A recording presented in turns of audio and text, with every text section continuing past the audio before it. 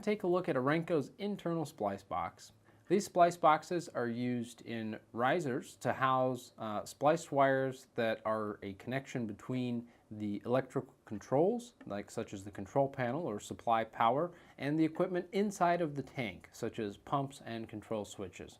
It is a UL listed Type 4X rated box and is intended for outdoor installation and use. The box does come standard with anywhere between 1 to 6 of these cord grips here, and these cord grips are rated for temperatures up to 212 degrees Fahrenheit, so quite hot. Also included in the splice box are the waterproof wire nuts, a neoprene sealing gasket, which is the gasket that goes around the top here, as well as the stainless steel lid screws, which are going to maximize your corrosion resistance. And installing and removing this lid is just a matter of removing those 4 screws, and then that lifts right off of there and you've got access into the splice box. Now, splice boxes are most commonly used to kind of tidy up the wires that are coming out of the tank and give them a direct access to the conduit that goes to the power source.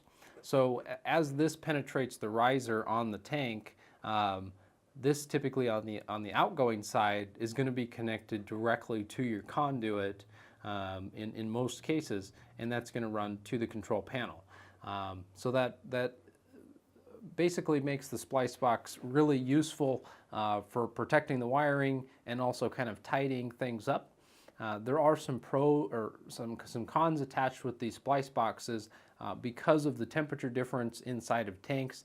Condensation kind of tends to be an issue with these boxes, so water is occasionally able to get into these boxes and cause some problems.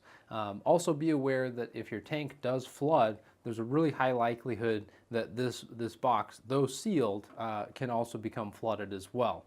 So those are just some things to watch out for, but overall a great tool to have in the field for a nice, clean, and proper installation. And having access to a splice box at the tank gives another location when it comes to troubleshooting and identifying problem components. So if you found today's video useful, make sure to like and subscribe for more content like it. And of course, check us out on rcworst.com. And also, if you have any questions, comments, concerns, we'd love to hear from you down in the comments below. We'll see you next time.